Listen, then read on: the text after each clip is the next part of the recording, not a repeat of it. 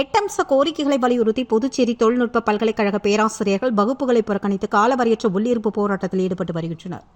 புதுச்சேரி தொழில்நுட்ப பல்கலைக்கழகத்தில் 70 உதவி பேராசிரியர் பணியிடங்கள் மற்றும் 250க்கும் மேற்பட்ட ஆசிரியர் அல்லாத தொழில்நுட்ப பணியிடங்கள் காலியாக உள்ளது. இதனை உடனடியாக நிரப்பிட வேண்டும். 51 பேராசிரியர்களுக்கு பதவி உயர்வு ஆணை வழங்கப்பட்டு இதனால் வரை சம்பள உயர்வு கிடைக்கவில்லை. இதனை உடனடியாக அளிக்க வேண்டும். மேலும் பல்கலைக்கழகமாக தரம் உயர்த்தப்பட்டு 4 ஆண்டுகளாகியும் ஆட்சி மன்ற குழு அமைக்கப்படாமல் உள்ளதை கண்டித்தும் புதுச்சேரி பொறியியல் கல்லூரி ஆசிரியர் சங்கம் சார்பில் பணிகளை புறக்கணித்து காலவரையற்ற உள்ளிருப்பு போராட்டத்தில் ஈடுபட்டு வருகின்றனர். பல்கலைக்கழக நிர்வாக அலுவலக நுழைவு வாயில் முன்பாக நடத்தப்பட்ட இந்த ஆர்ப்பாட்டத்திற்கு தொழிற்சங்கத்தின் தலைவர் பேராசிரியர் இளன் சேரலாதன் தலைமை தாங்க 100க்கும் மேற்பட்ட பேராசிரியர்கள் மற்றும் பல்கலைக்கழக ஊழியர்கள் கலந்து கொண்டு கோரிக்கைகளை பதாகைகளை கைகளில் ஏந்திய வண்ணம் கண்டன கோஷங்களை எழுப்பினார்கள்.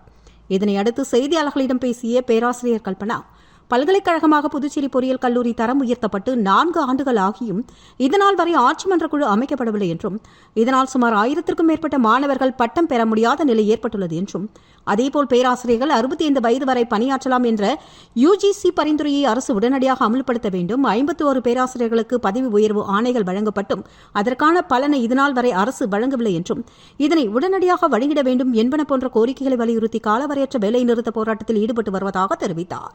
பேராசிரியர்கள் மற்றும் பல்கலைக்கழக ஊழியர்கள் போராட்டம் காரணமாக மாணவர்களின் வகுப்புகள் வெகுவாக பாதிக்கப்பட்டுள்ளது.